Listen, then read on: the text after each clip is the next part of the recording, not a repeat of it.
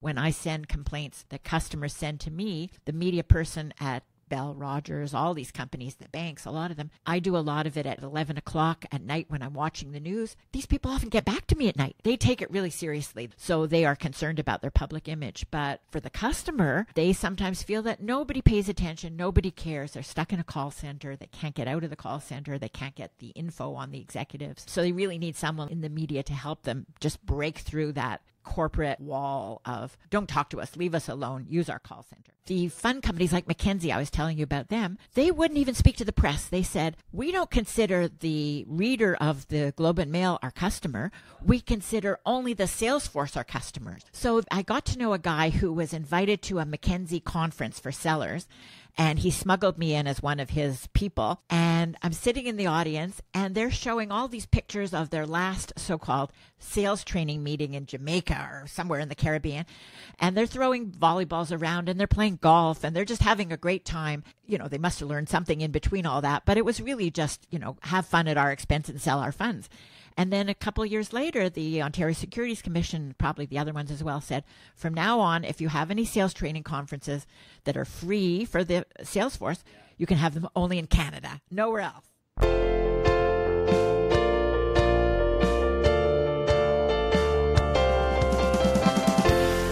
This is the Personal Finance Show.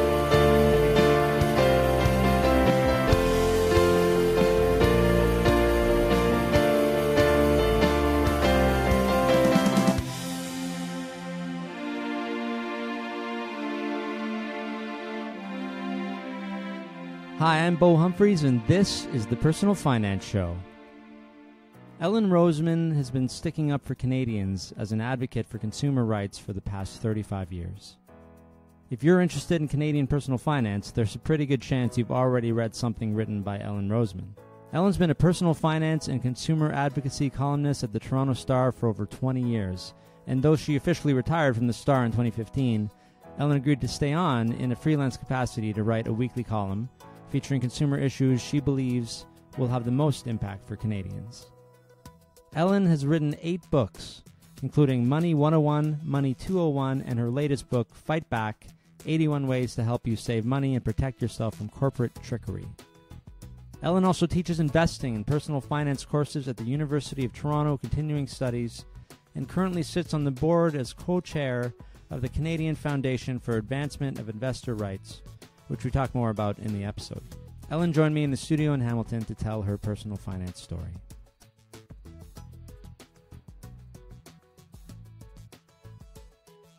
My grandmother used to go to Florida every year, and she'd bring us back presents, which we were all excited about. But what she did for our birthdays was she gave us 1 share of Bell Telephone. Really? And in those days, she said it was $50 a share. That sounded like $1,000 a share. Yeah, that's a lot of money. We didn't really know what it was. Obviously, we knew what a telephone was, and we kept these shares. I can't remember I think our mother probably put them somewhere for us. So I knew we had these shares, and I got a briefing about what the stock market was like.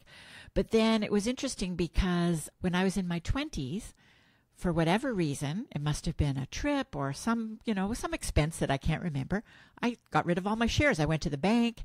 They said, we can sell them for you, and they sold them for me. Wow. And then later on, when I was working at the Star, they were doing a series called My Worst Money Mistake. Okay. And they asked me, and I said, I'm going to check and see I have 3 brothers and I have 3 cousins who all got the shares. Yeah. So we were all older then, and I wanted to find out who kept them and who didn't. And I think about half of us sold them and half of us kept them. Okay. Now, Bell Telephone, until recently, was not a great performer on the stock market. Okay. You know, it had management problems. They didn't increase their dividend. At one point, there was a big coup to get rid of the management, take them over, and then it fell through because of 2008 crash when they couldn't get the financing. Wow. Yeah. The bondholders went to court. It was a big mess. But I believe that any stock like that, it used to be known as a widows and orphans stock because you recommend it to your mother and to your child. It just throughout the ages it holds, right? Better to hold it, yes. So, but I didn't realize that because I just, like many people, what can I do to get the cash that I need right now? I need money. You sell assets. Yeah. And so you would get 1 share like every year? Yeah. So, do you remember how much it was at the time you sold it? I don't. It was probably couple of thousand, maybe a couple $1,000. Yeah, and yes. so enough to fund whatever vacation or whatever Yes. it is you wanted to do. When I did the article, this was maybe about Yeah, what was 5 the or result of 10 that? years ago. It hadn't gone up that much. It was maybe about $5,000. Okay. But still, the dividends, and then the other thing, of course, that I didn't realize, because as a child, you don't realize when you get a dividend check, you spend it, right? Yeah. And okay. it's so exciting. Oh, you were even, spending the dividends too. Yeah, Okay. even if it was only, a few shares, if you got $1 or $2, that was money in your pocket. Like you didn't know about reinvesting because you were still young. Yeah, well, my first dividend check that I got was for 66 cents. Yeah. And I showed it to my wife. she said, come back to me when it's $66. And I did. Yeah. Right? But it was just so exciting still to get the 66 cents.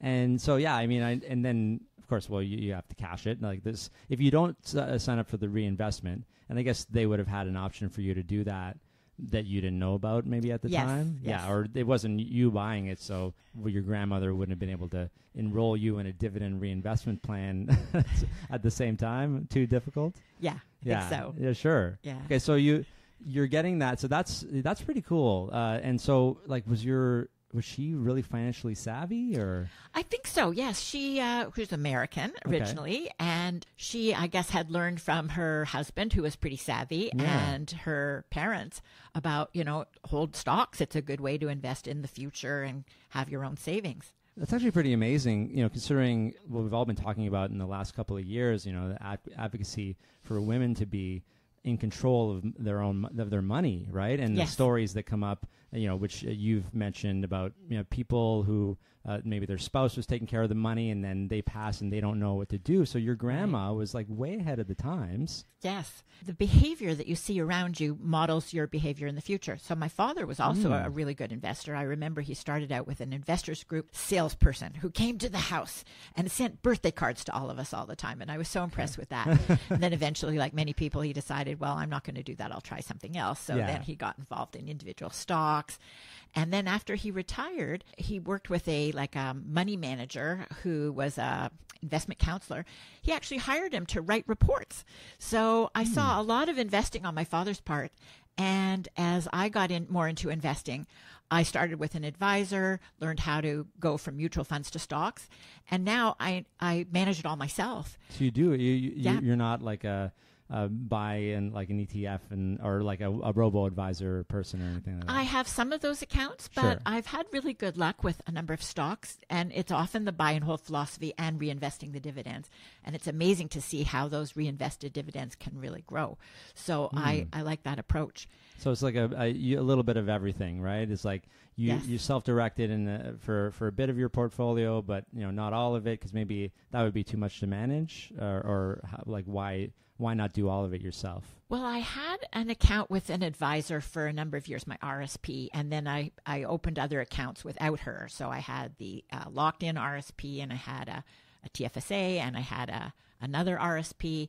It was only last year that she told me she was leaving the broker that she was with and she was moving somewhere else. Okay. And I just didn't see the point of moving it all. I was trying to centralize it at that point. Yeah. So I thought I'd take it over, but it was already invested pretty well. So I didn't really need to do much with it. And I left it where it was. But you're aware of where everything's Yes. at, Yes. and you've obviously done your due diligence on that. And then since you have an interest in and seem to enjoy investing in certain stocks or buying and holding and seeing where things go, then that's a good reason for you to do that. You learned this eventually, but when you were cashing out those Bell stocks, you must not have been so interested in the markets at that point. No, So- it wasn't. So this were you a teenager at this point? No, I was in my early 20s. Early 20s. And Yes. so you went to university for... I went to McGill University. Yeah. I took a degree in philosophy. Okay. Yeah, nice. And I had no idea what I wanted to do. I ended up there because it was one of the few places where you didn't just have to read things and memorize them and Okay. spout the answers. Yeah. I really loved the fact that when we broke up into small groups,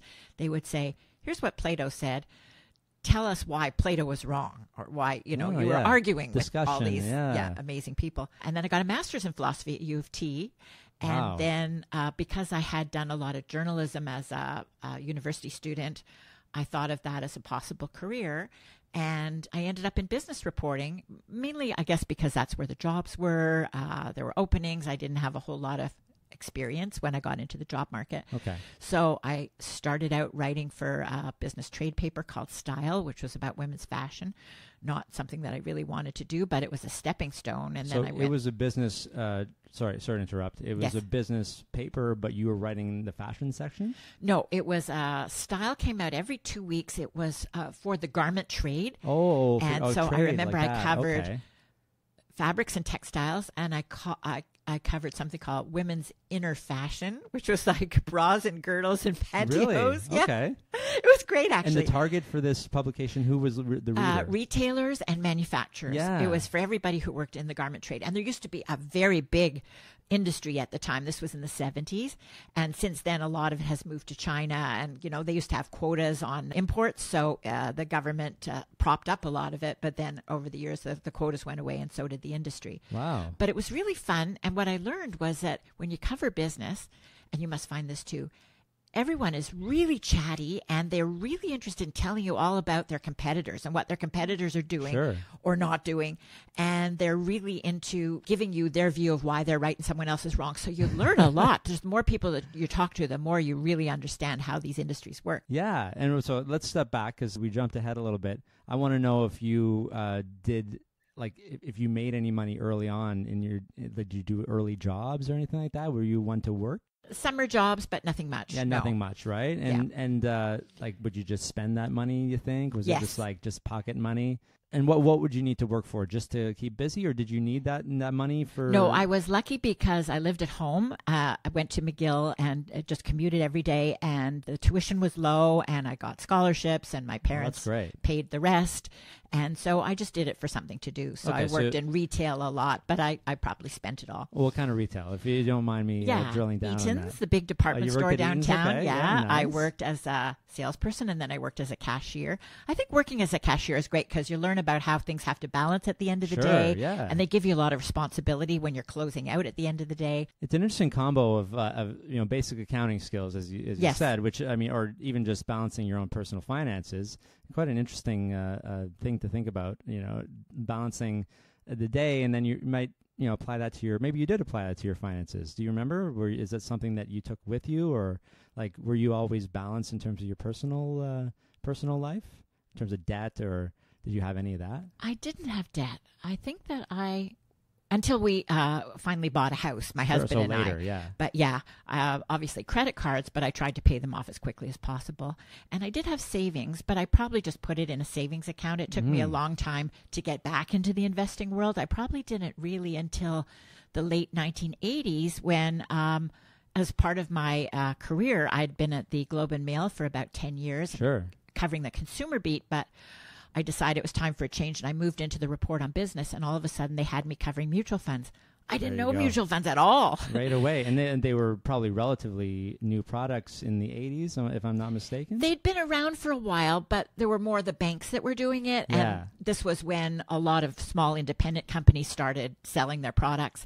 And after the crash in 1987, September Yeah. 87, there was a fund called the Mackenzie Industrial Horizons Fund. Okay. And it had done well only because it was so new that it hadn't put most of its cash into the market yet. And so its numbers were better. And I thought, I'm going to buy that one. But I couldn't buy it directly from the company because they didn't allow it. So I had to buy it from someone who was in, a registered fund seller, an advisor. Yeah. And I just went in the papers and looked around and found an ad and called someone up and got it that way. It's a lot of work. Yeah, it was then. Yeah, for sure. So it's such a contrast to today. Yeah. Right. And the stories that you hear from a lot of, personal finance bloggers today is like that I went to the bank and they told me I didn't have enough to invest and that kind of thing. Well, you had to work to do it. And then when you got there, did you have to have a minimum amount of money? Do you remember at the time?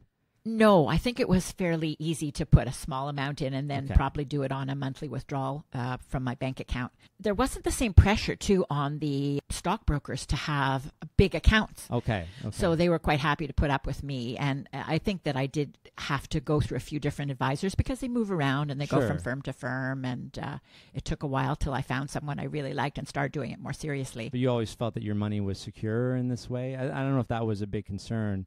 Do you know when things like the $1 million per investment account, that kind of thing, came around? Is that Yeah, that was around then, the Yeah, Canadian Investor okay. Protection Fund. sure? Yeah. So I don't know if you even thought about that at the time. Was there a lot of trust there? Like, if you went to this broker, was there like automatic trust? Well, there was trust because, as it turned out, it was on the street we lived on. Turned out there was a distant cousin of mine living on the street, Okay. and it was her daughter. So she was my cousin, but we didn't Okay. know each other. Yeah. But just knowing that they were related to me helped a lot. Sure. And she was very conscientious. She was one of these brokers who worked for one of the big firms, but did her own research and tried to find things that were different from what the analysts were recommending. And we started with mutual funds, and instead of the bigger names, she was finding the ones that had the lower management expense Well, ratios. that seems rare. Yeah, Was it back at in the time? day. Yeah. Yeah, this was like Okay. late 80s, early 90s. What was a low MER at that point? Do you remember? 1 to 1.5%. Yeah, 1 to 1.5. Yeah, Yeah. as opposed to probably closer to 2.5 or 3. Yes. Were there ones that were like more than 3, like some really Yeah, some of the good ones or foreign something? funds, the Yeah. international, and then the tech funds, which were just starting, they were Sure. pretty high as well. they would probably justify higher returns with these higher fees or promise higher returns, I guess. And they were saying, too, that because they were managing a lot of stocks that were overseas, they needed more expertise to Okay. find them and trade them. Actual like a research team and Yeah. things like that. Okay, so but you said this is about, were you working at the Globe and Mail for 10 years by the time you started investing? Yes. So let's step back then. So you finished school, you're getting your jobs in journalism because you always liked writing. Did you like writing when you were younger? The funny thing was I didn't like it in high school at really? all Okay. because it was writing compositions about stuff that didn't interest me. Of course. And when I got to university, because it was my hometown, I had all these high school friends in first year. And then in second year, a lot of them disappeared. Some of them flunked out, some of them transferred. And I had no friends. And I started joining everything. So I joined a sorority and I joined a handbook. And I went into the McGill Daily office. It came out 5 days a week. Wow. And I said, I'm here to, help out, but I don't want to write. I don't like writing. And they said, okay. And they put me to work doing some other stuff. And then one day something happened and I was the only person in the office. And they said, you got to go and cover this event. It was somebody speaking. It's like a movie. It's like That's a thing in right. a movie. Like, but I just get coffee. That's what I Yeah, do. exactly. And I said, what do I do? And they said, well, when you get back here, we'll just take out some of these old newspaper editions and you'll look at it and just copy the same kind of style. Sure, okay. And the funny thing was, I remember writing that story on a typewriter, of course. Yeah. And after, when I went home, I thought, I really like this. Okay. And just after that one story, it totally turned me around. And then I started writing for the paper. I started editing for the paper. That's I started amazing. going there on the weekends. My mother and father said the traditional thing that people say, you think a place is a hotel? We never see you. You come home late at night. You leave early in the morning. Wow. So And it became my stumbled. life. You stumbled into this passion. Yes. Wow, I like that a lot. But you didn't there wasn't any way to focus in journalism in school or anything. Well, was McGill there? didn't have a journalism program. Okay, there was nothing like that. And I got there in second year. It was a 4-year program. So I did it for 3 years and it was very exciting. At one point, the student council got upset with one of our stories and we got kicked out. And then there was really? a hearing and then we got reinstated. And Okay. it was the late 60s. There was a lot of student activism. Sure. And then when I graduated, I thought, what am I going to do? So I got a master's in Toronto just so I could move out of Montreal and finally leave my parents' house. And then in Toronto, I thought, what's my ideal occupation? Well, I love reading books, so I'll go into book publishing. Oh, yeah. So I applied to 15 different Canadian book publishers. I think only one of them even interviewed me. And they said, you have a master's degree in philosophy? This is going to be so boring for you. You're going to be compiling indexes most of the time. So I thought, okay, forget that. And what do I do next? And I kind of fell back on the journalism and got into the business journalism side. And this was like 1970. And here I am still doing it. Yeah. So you're reporting on the fashion Yes. stuff, the industry. And then you eventually moved into, you said, the consumer. Yes, what happened was that I was at McLean Hunter, which was a big magazine publishing company, and it was trade magazines, but they had some consumer publications. And one of them was the Financial Post, which is now part of the National Post. In those days, it was a weekly, but it was in the same building as I was. So I wandered in and I showed them my clippings and I said, I cover retail, I cover consumer issues, I really like this kind of stuff. Can you find a spot for me? So that I was freelancing for a year, and then they gave me a full-time job. And as part of that job, I had to write the odd stock story about some of these retail companies. And then again, that was scary too, because I didn't know anything about stocks. But I they had an investment editor who was really good, and you talk to the analysts and you put something together. This is your early learning about, I guess, the finances of a company. Yes. But you weren't investing at all yet? No. So what are you doing? You're making some money. You're making probably decent money, this is in the middle of Toronto now. Yeah. How is Toronto for living, like, costs in those days? Was it an expensive city? No, I was renting. I had a studio apartment. I had some money in the bank. I was doing okay. Once I left the Financial Post, I went to work for the Toronto Star, then to the Globe and Mail, and then back to the Toronto Star. And it was pretty good life as a journalist, not like today, because you had job security, you had benefits, you had a pension, you had a union, your wages went up every year. If you got merit pay, you would keep your merit pay every time the union got an increase. You would get an equivalent increase. So it was a very secure life. Today, it's really hard for journalists. There's no job security. That's you're worried that the business is just going to disappear. But it was a lot of fun and really enjoyable. Well, let's fast forward then for a sec. So are you still staff at the Toronto Star? No, I took a retirement package a few years ago. But I'm still freelancing once a week for them.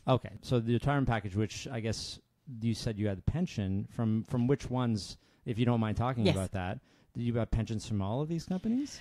Well, the interesting thing was when I started at the Globe and Mail, I was in my mid-20s, and they had a pension, but a number of people said, if you don't opt into the pension, they're supposed to follow you and make sure that you get in. It's a mandatory pension, but they said, stay out of it because then you'll have all the money for yourself. And I'm in my 20s, so I thought, okay, I'm not going to join the pension plan. And I did actually invest in my RSPs, and in those days I was getting pretty good rates on GICs. I mean, give or take, right? That's you can do it yourself. I mean, some pensions have much better matchings. I know the Ontario ones. Hoop and the teacher's pension, it's way better to put it in there than it is to do it yourself in a self-directed RSP. But wouldn't you believe, by the time I was 40, I guess I was in the business section at that point, and I started thinking, why am I not taking advantage of this pension? So I knocked on their door and I said, sign me up. So how many years have gone by then? Or were you still there the whole time? I was there for 21 years, so it was about 14 years maybe that I'd missed. Wow. So what are you able to do at that point? Well, I was in the plan. It was about 10 years of the pension that I had. So then when I left the Globe to go to the Star, I turned it into a locked-in RSP. Lyra, Yes. Yeah. And then that would have been open for you when you were 55 at minimum, which I'm guessing you just kept I just kept it. Yeah, I kept going. And so then you go to the Star and right away? And then when I was at the Star, I was management for 2 years. So I think I got a management pension for those 2 years, which was better. And then I went back to reporting and I had their pension. And so now I'm getting the Star pension paid out to me, but I'm also getting the Star freelance fees, and the package I spread over 3 years, so that was coming in as well.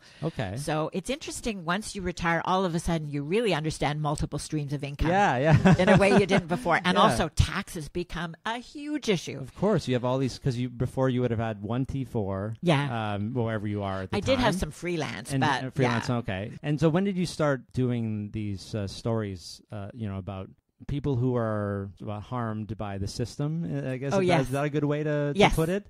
And they just feel like they have no recourse. And do you remember when you started being an advocate for, I guess it's the personal finance space, is it? Yes, I think so. At the Toronto Star, the first time in the 70s, I was writing some of that because I was so interested in the consumer movement. Ralph Nader was my hero, unsafe at any speed, and cars, and food labeling, and cosmetics, and there were many, many issues. And then I did that at the Globe for a while, and then I moved into business.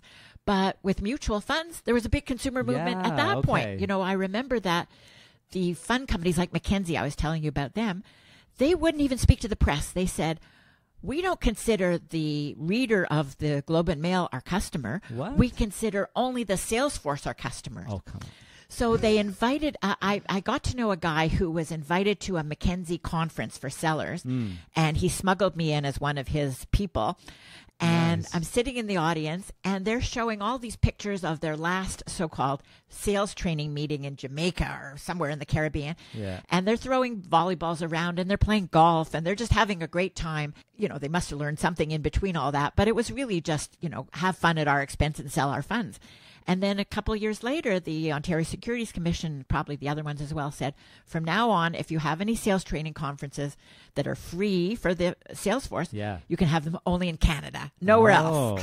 Wow. And they can dictate that? Yes. Or yes, are they can. saying that you wouldn't be able to... I guess they make the rules, right? Yeah, they're trying to avoid conflict of interest. Sure. And this issue became more and more predominant as we got older because the defined benefit pension plan fell away. Yeah. Many people had no savings. Their RSP was their only way to try and create an income for themselves when they retired. And they wanted objective advice, and they didn't want to know that their seller was getting free trips or, for a while there, I was doing a lot of speeches where the investment advisor would hire me. And then I found out that they didn't even know who I was. The fund company was paying for it all, right? There were all kinds of great deals in there for the fund advisors. And sometimes I go to their conferences where they just have these were like straight education where they'd hear about the new funds and how they worked. But they'd have these lavish spreads of food, and toward the end of the speech, people would rush out and not even listen to the end because they had to get first to those, the drinks and the food. So they're basically selling the ones that give them the best benefits at this point. Yes. Is that not anymore because not anymore. The regulators have gone. But that took a while. It took a while. And there's still this thing of embedded commissions, the trailer commissions, where they get paid by the fund manager for every year the client is in the fund. And what the regulators have done is say, you've got to disclose it. They call that CRM2, Customer Relationship Management 2. And once a year, it's on your statement. But disclosure in writing is still not that good. People want disclosure verbally. That's not really mandated yet. And many people say, disclosure, forget it. We want to just cut out these embedded commissions because they're hidden. They're not really fair. People want to know that their advisor has only the client's best interest at heart and is not necessarily something that's good for the advisor. I wouldn't mind people getting paid for something as long as I knew that they were, like you said, they had a fiduciary responsibility, which they do not. No. Which still people are surprised to hear, and I know I was surprised to know that people don't really care if it's a good product for me. They're really just caring about their pocket. That's not everyone, of course, right? There are people who care, but they don't have to. Yes. There are, I'm sure, some really good, conscientious people. And it's not an easy job because if you have older clients, if they're suddenly sick or they die, you have to spring into action and help the family and make sure that they're taken care of and everything else. But yes, they don't have to put the client's interest ahead of their own interest. That best interest standard, as they call it in Canada, it came very close to being accepted, but then a number of provinces said they don't want it. They want something that's sort of targeted reforms, and they just weren't keen on it. And only 2 provinces, Ontario and I think New Brunswick, supported a best interest standard, so nothing happened. But who's voting for, who decides on this vote? Well, the securities regulators work for the government. Yeah. But then when they say to the industry, we're thinking of banning trailer commissions, they consult. So they'll say you have 2 or 3 months to send in your information and we'll look at it. And then if you go online, you can see that they might get, say, 200 submissions. 180 are from all the fund companies, all the, the big players with a vested interest. Maybe 20 are from consumers or consumer groups. And often these consumers, the individuals, are saying, this happened to me, I didn't like it, I got screwed, I don't want anybody else to have this happen. Yeah. And the regulators are mostly lawyers. They take those company submissions much more seriously because they all speak the same language. Okay. The consumers often aren't well organized. And about 10 years ago, somebody who used to work for the Securities Commission had the idea of setting up a consumer group that would speak the same language as everyone else. Okay. It's called FAIR Canada, Foundation for Advancement of Investor Rights, Nice. FAIR. I'm now co-chair of that, and Nice. I've been with it for 10 years. And great. it's a struggle to get the money to keep it going, but boy, it's done some great work because the regulators are really glad that someone is speaking in the consumer voice, So but in a way that they can use that to build their policy and yeah, the I was going legislation. to say it brings you to that level that a business would have been at, that they can take you seriously, and you have organization. So you've made this happen. So you see this Jamaica trip or whatever, the slides or whatever you're seeing, the photos, and do you then go write an article about this kind of stuff, or does it build or mull? Like when do you start telling the people about this? I've been writing articles all the way along. I can't remember now. I used to put them all in scrapbooks, and I still have my scrapbooks, so I've got to look at some of them. And then they were online, and as I've discovered, those online articles don't stay there forever, especially the earlier ones. They disappear. But yeah, I did one once about, confessions of a seminar speaker, as I realized, how the whole thing worked. And the other thing that really got to me is, it still happens in RSP season where somebody says, would you like a free dinner? I'm going to tell you all about your taxes. Really? And this broker has the dinner. It's really nice. And they talk about taxes or whatever. And then they say, if you'd like a second opinion about your investments, please let me know. And so people say, oh, sure, why not? And then they find out that they'll sign up with this person maybe because he seems much more interested in them and much more current. And a lot of people have these investment portfolios that they bought about 20 years ago. Their advisor hasn't really done much with them, and they're not really happy.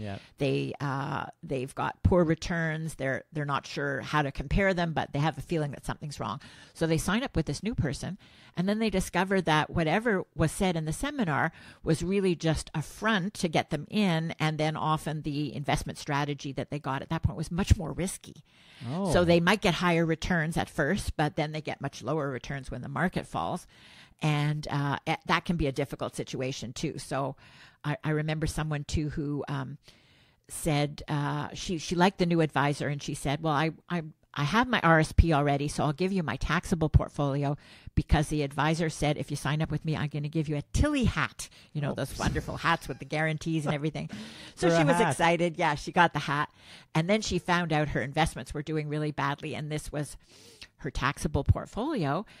But then she didn't know that, what happened first was the advisor looked at her taxable portfolio and he says, these are all bank funds. Bank funds are really bad. I think you should do Templeton and Trimark and, all these competitors to the banks. Sold them all, reinvested the money, didn't tell her about the tax bill. Yeah. So then when the tax bill came, when income tax time came, she thought, where's the money going to come from? I'm going to have to cash in units of the funds to pay the taxes. She went back to the company, and the compliance officer said, you run a marketing research business of your own, right? And she said, yes. And he said, well, don't you have an accountant and legal advice? And she said, yes. And he said, well, you should have asked them. And she said, this person who sold me these funds is a CFP, Certified Financial Planner. Isn't that person's job to tell me about the tax consequences of a move that he recommended to me? And they said, no, you're in business. You should have found some legal and accounting help on your own. Wow. Yeah. And then what year is this about? This was about 1990. Yeah. So this sounds like this is like the heyday of mutual funds. Yes. Where everyone's making, just incredible commissions, I'm sure. And then just eventually, Vanguard comes up with some ETFs in the States, and it all just starts to build, right? And there's these alternatives, and then you saw this happen. Yes, it's been very exciting. Yeah. There was a petition at one point to have Vanguard come to Canada when it was still selling mutual funds only in early days in the U.S. Yeah. I remember signing the petition and agitating. I learned all about Bogleheads, Jack Bogle, who just recently passed. Yes, right? Yeah, and his books are terrific. I love reading. He's a terrific writer. And Vanguard didn't want to come to Canada because you had to set up an office here and have staff. And they were looking at other alternatives, and they ended up going to Mexico or somewhere else completely different. So they passed on that, and it was really more in, mid-2000s that the ETF started. Yeah. And it still took Vanguard a while to start an ETF company. But they've made a huge impact in Canada because by the time they got here, we had iShares and we had maybe 5 others. Yeah. And Vanguard kept lowering the price lower, and started a price war going. And we're still seeing it going on because first it was on ETFs, and now it's on those all-in-one ETFs, which combine a bunch of different Canadian, American stocks, bonds, and they're getting to the point where they're incredibly cheap, and the robo-advisors look expensive compared to these. Yeah, you can buy one ETF that is basically a balanced portfolio, right? Yes. What would be an MER on that kind of thing? I think it's 0.15 Yeah. or 0.17. Wow. I think the first one might have come out at 0.2, so a tenth, of a percent. yeah, very small. And versus 2.5 in the 90s Yes. on average. Yeah, for a And balanced fund. For a balanced fund, this is already balanced by itself. And then, of course, Yes. you pay the robo-advisors 0.5% to put together a balanced portfolio of ETFs, which are already very low. So that still usually works out to less than 1%. How would Bogle have done this to keep the fund cost so low? Do you have an insight into that? Yes, in the U.S., they were in Valley Forge, Pennsylvania, and they set themselves up as a cooperative, like a credit union or something, where they didn't make a profit, and the profits went to the shareholders. Amazing. They didn't do that in Canada. I think it was more complicated for them to do it in Canada, but they just always had an emphasis on lowering the costs in whatever way they could. So they were always looking at the market, and they felt that their name implied that they would be lower priced than anyone else. So that's how they've operated. And technology, I guess, has helped that along for other companies in Canada, and then, of course, for them to come to Canada as well, which is just recently. They right? do have an office here. They hired some really good people who were in Canada already, who knew the Canadian market really well.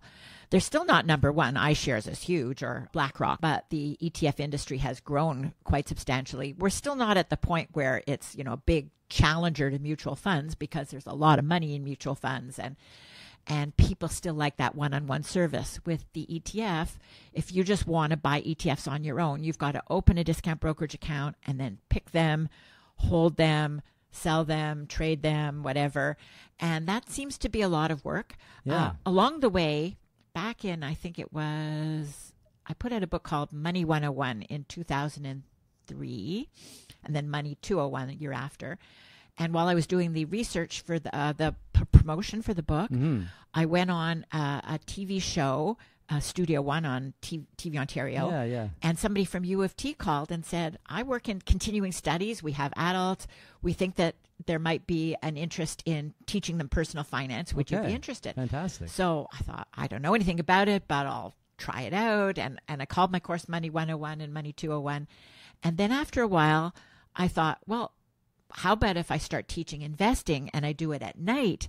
And that was like opening the door, because those investing courses, I think I've been doing them for about 10 or 12 years now. The Money 101s were in the morning, and I have maybe 12 to 15 people. But at night, they were 50, 60, 70. I think I had 75 people once. Wow. Very popular.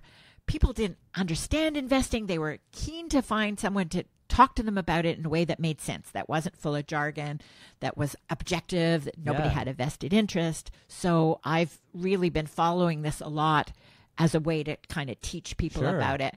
That's and a at great the way to do beginning, that. it was always like, at the end of the course, people would say, I know mutual funds are expensive. I know that money takes away from what I should be getting. I don't like mutual funds. But I'd see them later and say, well, have you bought any ETFs yet? Well, I've been thinking about it. But it's like a hard bridge to cross. Yeah.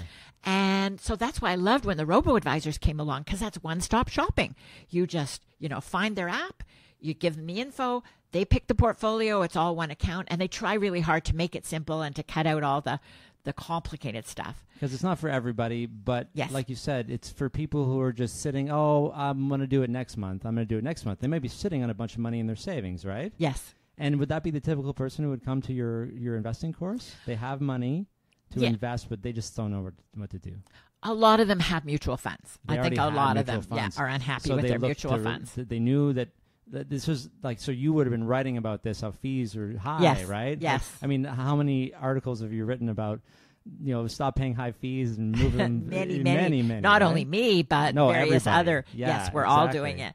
And people know that. It's kind of like, well, sugar's bad for you. Yeah, but I like sugar, and I don't really like diet-free stuff. Or, if they're good products, they're all across town, and I don't really feel the need to go all the way out there just to buy them. And who's putting these barriers up? Is it the companies themselves? Why did it start to be so hard? I mean, money was always for the person with a master's in finance. How did it I keep going back to your grandma because I'm very impressed. Oh, yeah. It was your grandma, right? Yeah. And, how did she just picked it up from what? Her and her husband talked about it. We just need to talk about this stuff, no? Yeah, you kind of often model your behavior on people around you. Yeah. And in her, she grew up wealthy. My mother said that they had a maid all the time, and she never learned to cook because the maid considered the kitchen her territory, and she never allowed the kids in there to try anything out. So, yeah, she was in a good family. But remember, mutual funds, when they started back in the 60s or something, they were seen as the doorway for average people to buy stocks and hold stocks. I think because Rona Birnbaum mentioned this to me. Yeah. She said they were actually the better product at the time. Yeah. Right? Because you had to do what? You would get GICs or whatever. Maybe those were available, or bonds or whatever it was. And people savings could bonds. buy stocks, but it was hard, and they really didn't feel comfortable this was doing it the on their way. own. Okay. Yes. So mutual funds were a brilliant invention. And I think they really helped a lot of people get into the market and make much more money on their savings than a simple savings account or GIC would make. But then the cost kept rising as the assets rose. That's what the problem was. Why did that happen? Usually with economies of scale, the assets get bigger, the costs go down. It was partly because they had a protected market, especially in Canada, like I was saying. Mm-hmm. The foreign companies couldn't come in unless they set up a whole infrastructure here. Yeah. Not all of them wanted to. Mm-hmm. So they were greedy, and there was no real competition. And it was only when the ETFs and the index funds, they're still around, but there's not the same growth there. But when the passive style of investing finally started to catch on, they felt some competition. And now some of the companies, like I go back to Mackenzie again, which is now part of Investors Group, they had a CEO at one point who ran a whole ad campaign about how index funds and passive investing was horrible, that people weren't telling the truth, that they were talking only about the MERs but not about the acquisition costs, which is true. We don't always talk about the commissions to buy and sell. Sure. But they were advertising about, they actually used the word for passive investing and indexing, guaranteed mediocrity. Oh, really? So they were all wedded to the notion that active management gives you much better returns because active managers can beat the index. But we all know now that active managers only beat the index for a couple of years, and then they start going back to being just tracking the index or underperforming the index. But we needed time to find that out, right? Yes. And so we have studies now that tell us. But at the time, they were able to say, well, of course we're better. We have people working. This is our job to invest with Joel, or is that yes, Mackenzie? That's it. That was Fidelity. Yeah. And it's like this person is like our Warren Buffett, and he will, but I always say even Warren Buffett would never claim to get you the returns. He would always say, I'm never going to be able to do this again. It was a fluke. Yes, like and Warren Buffett is quite honest about the fact that he's a value investor, and there are times in the market, like recently, where growth is stomping in value. So, he knows that there's going to be times when he's not going to look so good, but they're always saying, we're better. Now you see a lot of these companies like Fidelity, like Mackenzie, they're bringing out their own ETFs. The banks, the only bank that really jumped in wholeheartedly was Bank of Montreal. They've got a huge selection of ETFs. Okay. But Royal Bank got in. I think they're the biggest bank. They started just with a few bond ETFs, and now they've got a whole suite of ETFs, all kinds, including even socially responsible ETFs, sustainable economy ETFs. Okay. They realize that's the trend. That's where the growth is going to be. And they're all saying that's what the younger consumer wants because it's easier and they feel better about it. And so in order to keep their clientele from going to robo-advisors, they realize, well, some of them have bought the robo-advisors or invested in them anyway to get their technology. And that's a whole different story, I'm sure. I don't know if you've talked about, who owns who and where the money comes from. But like, yes, Wealthsimple has Power Financial, which owns Investors Group. Yes, which is now called IG Financial. Yeah, and good move. CI, which is a big fund company, just bought WealthBar, which is one of the bigger robo-advisors. Yeah, and they're buying them but leaving them. Of course, like Investors Group doesn't run Wealthsimple, for example, right? And they're not really affiliated. No, but Power Financial, the holding company, can see that it had better have a foot in this new that's right. camp. And so the bank, so if you are with a bank and you are just terrified to move any of your money around, at least now you can move to better products. Yes, HSBC, they've got a robo-advisor now. I think Bank of Montreal Investorline has a robo-advisor. Yeah.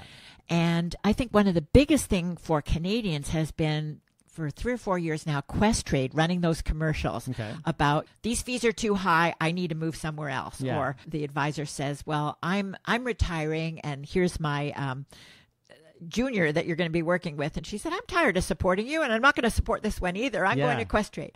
Yeah. And they've got across the message about high fees in a way that journalists never can, because even if we write it every, day, it's not the same as a commercial that you see 3 or 4 times every evening on the evening news. Yeah, that's true. Well, because even if, let's go back to when you started investing, even if you had low MERs, you would still have to pay like brokerage fees, right? Yes. For trading or buying and selling. And would you have set up originally to do like a monthly like automatic contribution, or would you buy lump sum things at that time?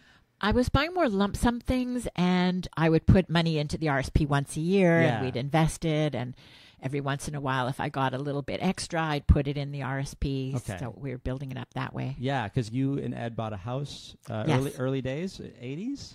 79. 79. Okay, Yes. we need to talk about this a little bit. Okay, now in Toronto?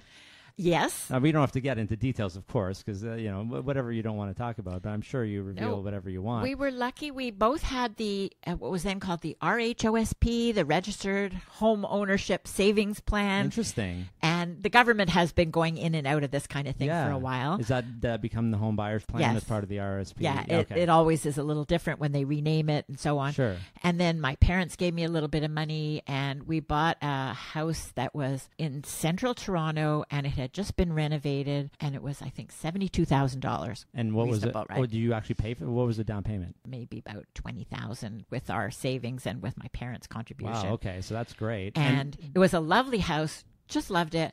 But it was 11 feet wide, and on the second floor we had 3 bedrooms, but one of them was cut off by the stairs, so it was only 9 feet wide, so we couldn't even fit a double bed in there. Is it this room? Wait, what's no, this room's bigger than that. This is bigger than that, so like 11 feet, like a person and a half. Think of a basketball player. Yeah.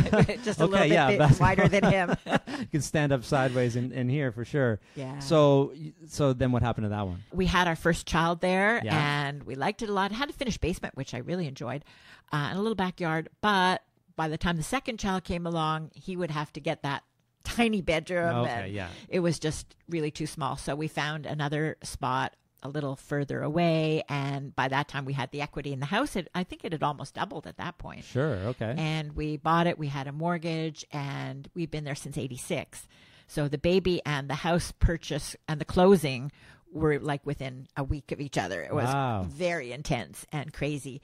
But because I work full time, and because I'm not really into home decorating or anything, we never renovated. You know, Dave Chilton in The Wealthy Barber Returns talks a lot about, what is it, Diderot's syndrome or something, where once you start renovating, it's just this one room, but then this room doesn't go with the other room, and then this door doesn't match everything that's right. else. So or they tear down the walls and they find mold, and so by the time you've overpaid like the value of the house with all the renovations, and just goes on. Never did renovations. In fact, when we moved in, I told the people who were moving out, leave all your hooks on the wall, and I'll just put my pictures where your pictures were.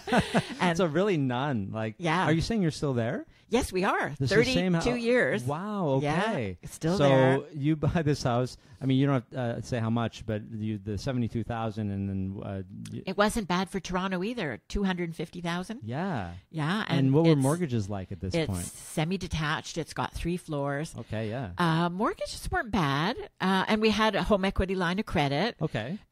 Which we probably used maybe more than we should have as the kids were going, getting Yeah. older, summer camp, all that kind of stuff. But eventually, we had RESPs for their education, Yeah. and both of them just on their own picked the University of Toronto. So Nice. we decided because they weren't going away, we would help them live in residence even in Toronto, though we live fairly close to U of T, Yeah. because they had residence spots. So both of them were residents for 2 years and then came back for 2 years and lived with us. It was great for them, great for us. Yeah. They didn't have debt. Now they're out of the house. We still like the house. It's still not overly big for us. And as long as we can stay there, I think we'll just stay there because it's a great location. Yeah. So a home equity line of credit, is this something that you would recommend to people today? I don't know. I find that the banks are very good at recommending them like early on. Yeah. It's always like, it costs money to put on the home equity line of credit. You have to have an appraisal and you have to have legal fees. And if Okay. you do it right now, we're going to pocket some of those costs and absorb them for you. So then they'll give you, you're buying, say, with what's a decent mortgage today, maybe $400,000, and we'll Sure. give you $200,000 in your home equity line of credit. Okay. And then for most people, having that money and having it so convenient to be able to use it, they tend to overindulge. It's just when you have access to credit, it's very hard not to use it. What were you using yours for? Home repairs. Yeah. I think we bought a car with it once because it was much cheaper than the car loan that the bank was offering. Okay. And Just so that you wouldn't have to touch savings or Yes. any registered accounts or anything like that. Okay, yeah, and because I'm going through an addiction, I'm very debt averse, and going through a consumer proposal, right, and paying it all off myself, right. Yes. I was my credit rating was ruined for 7 years, and when I think about going to debt, mortgage, of course, we have no choice, right? There's you don't have $1 million in cash or 500,000 in cash. Nobody has cash like that, right? Yeah. So you have to have a mortgage. At least with a mortgage, you pay principal and interest. Mm-hmm. And if you can put more money in the mortgage, you pay the principal more quickly and you're not paying it all to interest. So you That's can right. accelerate it. But with a line of credit, many people don't realize that when the bank tells you to pay X and X every month, that's just interest. Yeah, it's like okay. running on a treadmill. There's no way to speed it up. Wow. They're not getting anywhere. And then those who do realize it will think, well, my house is going up in value, and houses go up in value every single year. Okay. I still remember in the late 1980s, after we bought our house, maybe about 1990 was when Toronto went through its last real estate big correction of about 30%. It took more than 10 years for people to get their money out of those houses after that because real estate corrections last longer than stock market corrections. And if you make it in inflation adjusted terms, many people didn't get back to where they were until about 2005. So that was 15 years of being underwater on their house. And it can happen. It's not happened because of, the fact that we've had easy money and low credit, but the government keeps making it harder and harder for people to qualify. And now they've introduced something in the budget where the CMHC might get a stake in your house. Yeah, I just heard about that. Rubina was telling me about that actually because she's been reporting on it too. And do you know the details? Does that mean that they get like say 5% of your house wherever it ends up being, like, or is it 5% of like the purchase price? It was just in the budget, and the budget doesn't usually give much detail. They don't give the so you details. have to wait until the legislation comes out. But What's it your sounds like theory? it will be 5% of whatever the value is when you're getting rid of the mortgage or when you're Sure. selling your house. Yeah, Yes. and so they just own part of your house. Yeah. I guess the bank owns the rest of it. Yes. Right. Technically, right?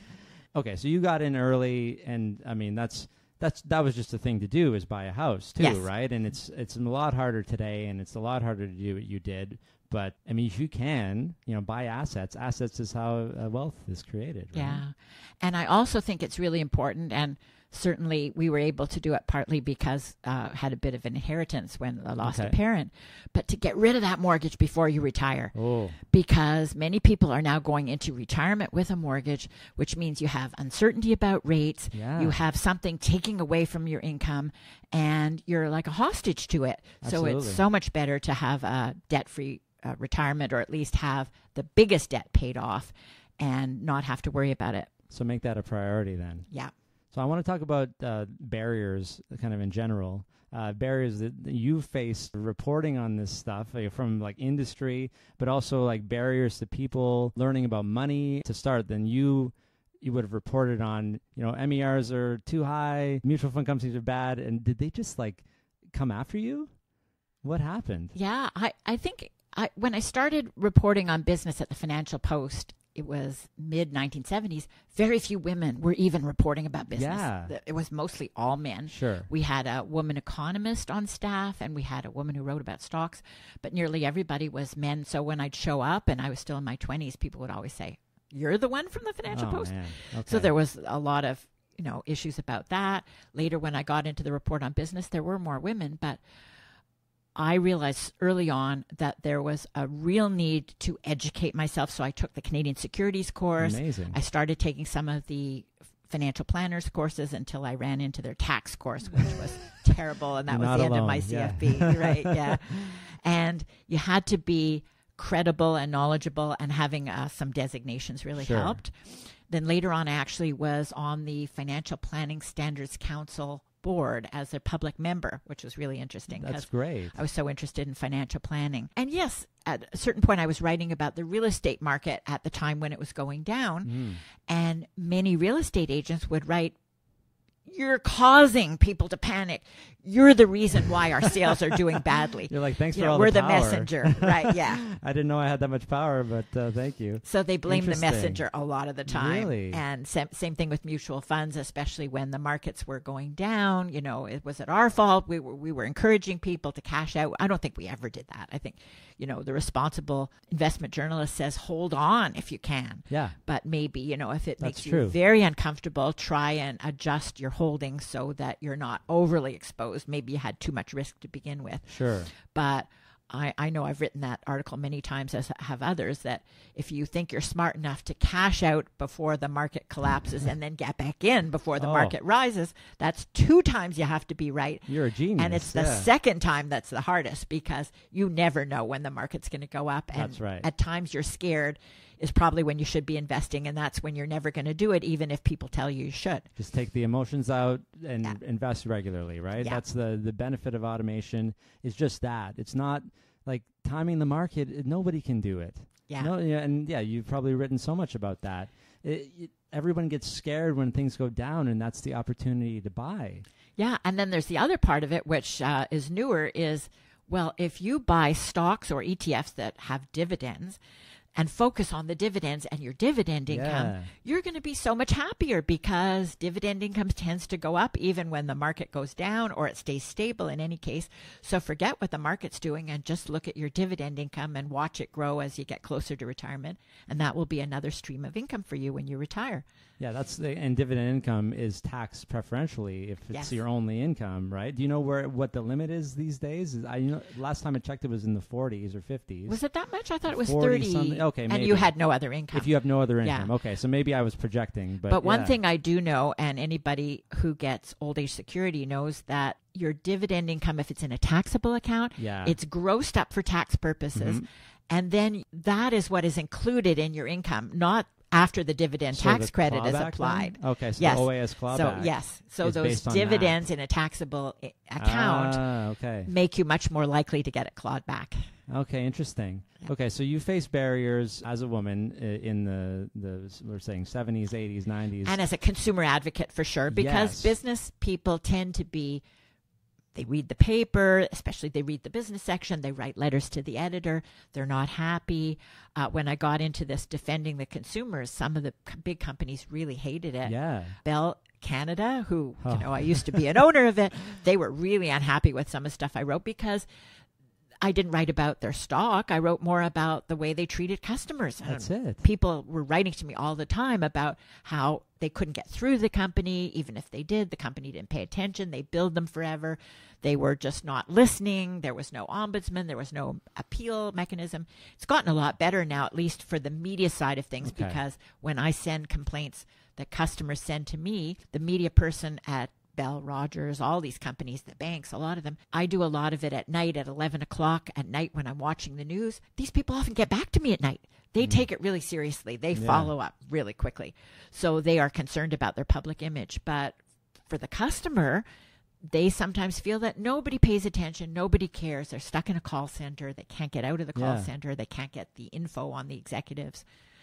So they really need someone in the media to help them just break through that corporate kind of wall of don't talk to us, leave us alone, use our call center. Is that why you're still freelancing now? So That's why I still love it. Because you're still like, the way that I look at quote unquote retirement lately is, why would you stop? Like, you've now built up this amazing knowledge base and skills, and now you got to stop, right? Like, you should stop when you actually can't do it anymore. Yes. Right? Is that your perspective on retirement these days? Yeah, I probably turn away more people than I used to, because I used to write 3 columns a week. Now I'm just writing 1. But if they have a really good story and it's one of the companies that I deal with, like I deal with the biggest companies with the biggest brand names, because I figure that's where I get the traction. Sure. They really don't like looking bad in the media.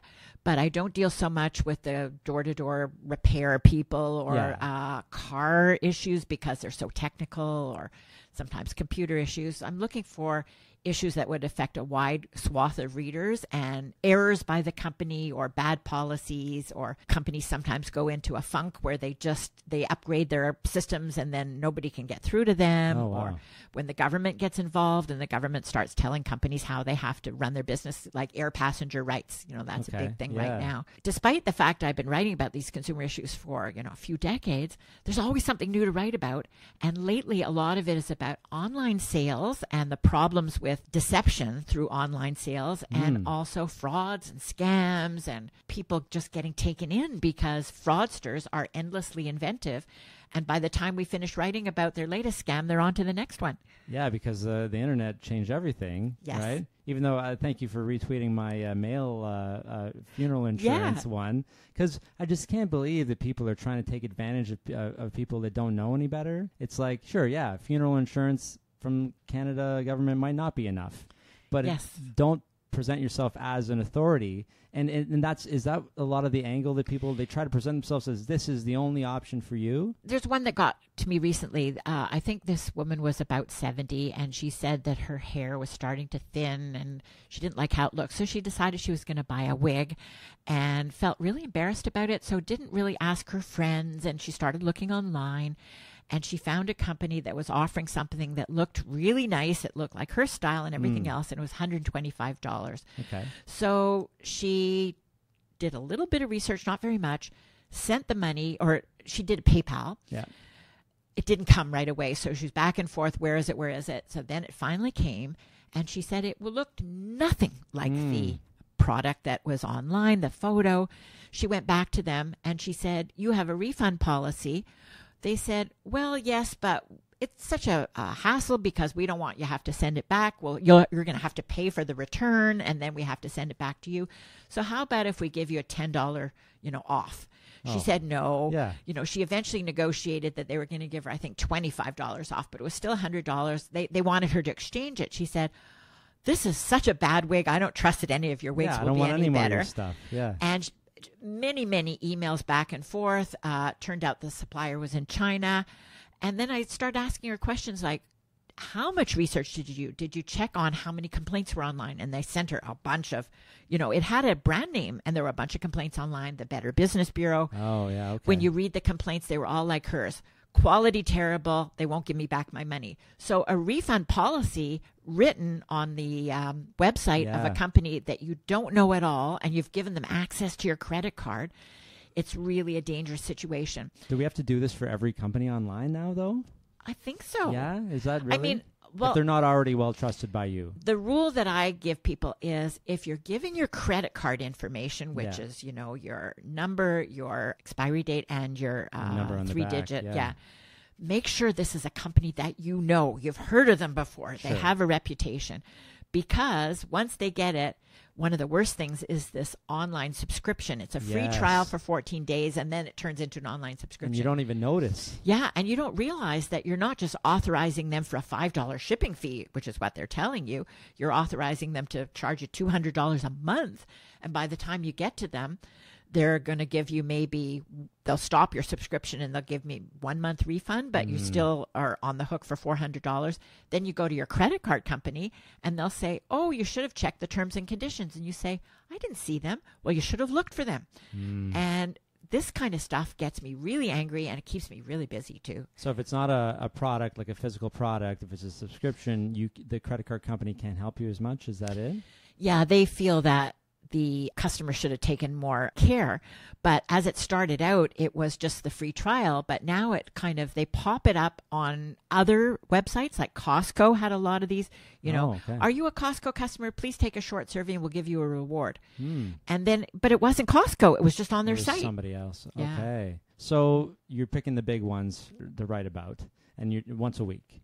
Yes, but I only write once a week. I try and handle as many of these as I can. So many of them I don't even write about. You're not writing about them, but But helping. I can get their money back. And because you have the investigative skills and the contacts. Contacts. That's the main thing. Contacts help, so. And the fact that I've been doing this in the Star for 20 years, so they know that it's possible to write about it. So you talked about FAIR, yeah, which sounds like a great organization. You're on a bunch of boards, or you have been. How do you get on these boards, or you make them yourself sometimes? With the fair, I guess you were part of putting it together? No, I came in later. The first board I think I was on was the Credit Counseling Service of Metro Toronto. That's what it was called then. Yeah. And it was because I had written about the credit score. No, I don't think they even had credit scores then. Early on, it was a credit report. Yeah. And the person who ran the Toronto Credit Bureau was on the board of the Credit Counseling Service, so she invited me on. That was really an education, finding out how they could help people who are in debt and the debt problems of people. So I was on that for 6 years. Then my term ran out, and then I was off it for, 10 years. And then I came back for another 6 years, and I was actually the chair of the board for a while.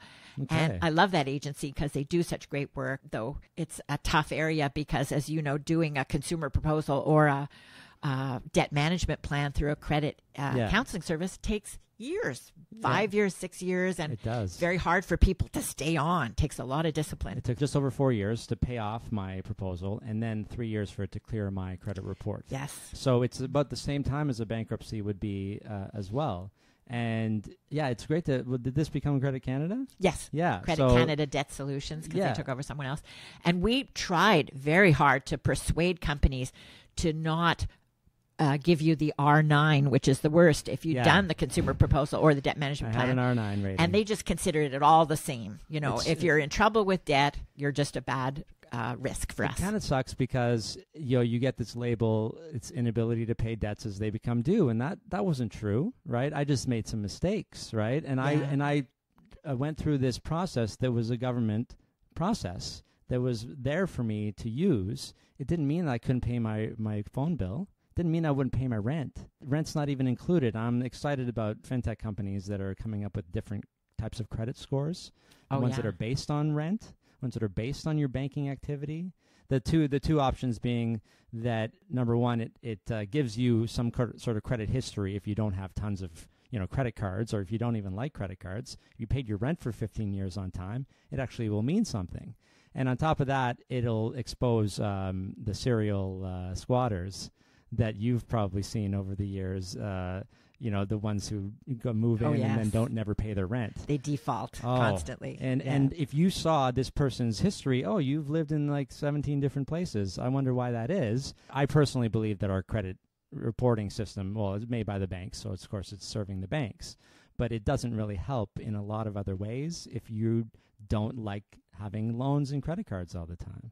Being on the council, you've reported on credit reporting. Yes, sure, a lot. Yes, in my star work, Money 101 and Money and 201, the books, yeah. Yes. So the credit system, and these days payday loans, and that's such a mess because it's not really regulated the way you want it to be, and there's no database for payday loans, so you can't roll over the same loan with the same company, but you go to a new company, they have no way of knowing how many other payday loans you have.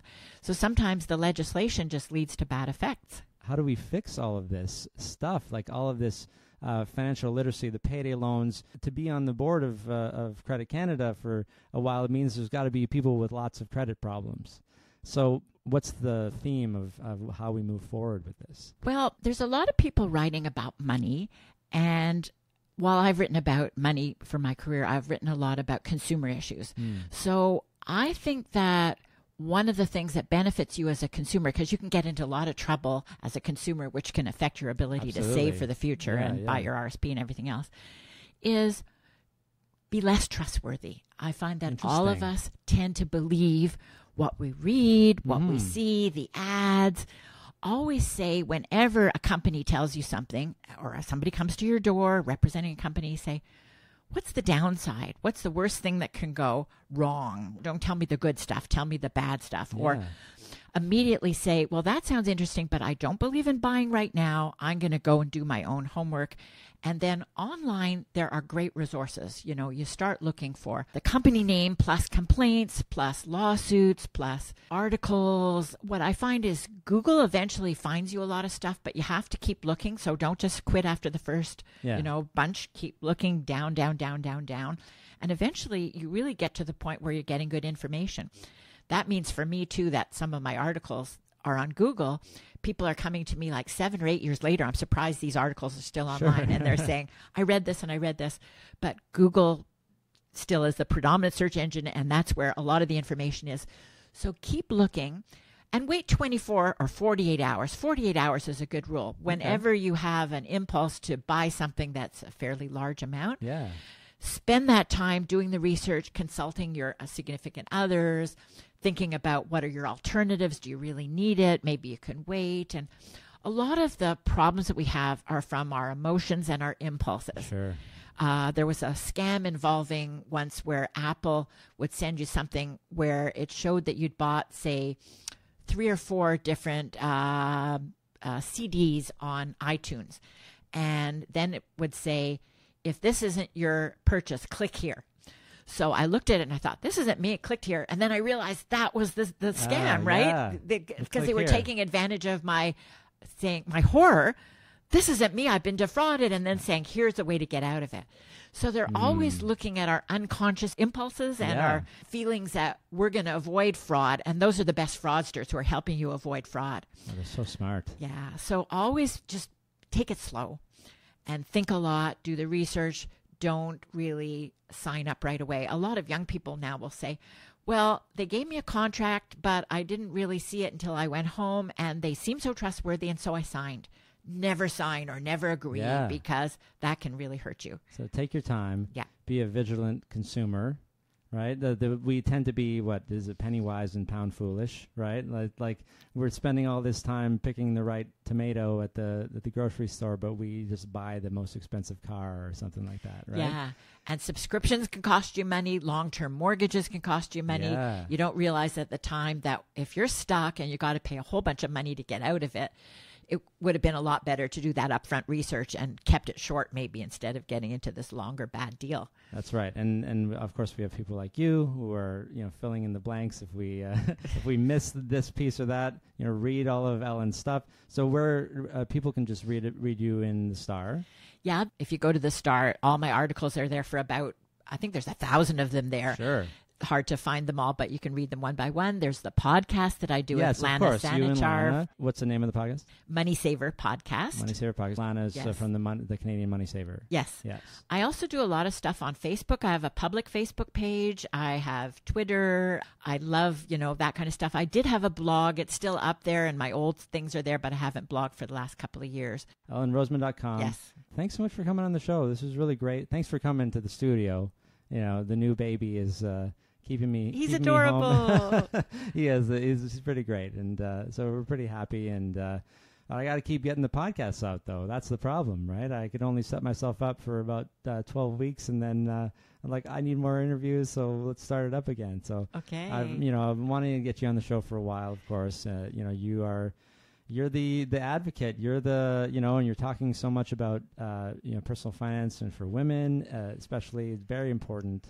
confidence and building all that up. And are you speaking anywhere? I'm actually doing a course at the Ryerson Life Institute, which is for older people, called How to Be a Smart Consumer and Not Get Ripped Off. Oh, I love that. So this should be really interesting for older people because they have their own issues, many cases. Exactly. Are you still teaching too? Yes. At U of T? Yes. With someone else, we do a one-day introductory investing workshop twice a year, and then investing for beginners is in the fall. And people can probably find links to that. Yes, at University of Toronto Continuing Studies. Yeah, Continuing Studies. Okay. And so that's awesome. And I'm sure you'll be at conferences and other things like that. So just, go to the website or Google Ellen Roseman and look for her BBB rating. Yeah. I hope it's a good one. I don't think I'm there yet, but I go there a heck of a lot to check on other people and companies. Perfect. Great to meet you both. Thanks, Ellen. Okay. And that was episode 79 with Ellen Roseman. If you're listening to this before April 28th, 2019, which for me is this coming Sunday, you can still register for Ellen's Intro to Investing workshop that she mentioned. Otherwise, it's on again in November and probably every year after that. Check ellenroseman.com for the latest. If this was your first time tuning in, you should check out my 75th episode where I have 1-minute segments for each of the 74 episodes that came before it. It's a quick way to find an episode that you might be interested in without listening to hours and hours of the show. I'd also like to introduce you to a new podcast. It's called Dear Ruby, and it features my friend Rubina Ahmed Haq, and I am the co-host and technical producer. And just head to dearruby.com, DearRubi.com, and check out the episodes there, or it's on iTunes, all the regular places. You should be able to find it wherever you find this show. And I'm really excited about that. We just got started, and I'd love to hear what you have to say. You can also record a question for us and submit it on the website. That's what the whole podcast is about. It's about your questions. If you're a regular listener of this show, thanks so much for downloading the episodes every week. Another way you can support the podcast is by going to my Patreon site and becoming a patron. The link is at the end of the show notes in most podcast apps. Otherwise, just head to patreon.com/BoHumphreys. Patreon's a great tool to help creators get paid for their creations. It's Patreon.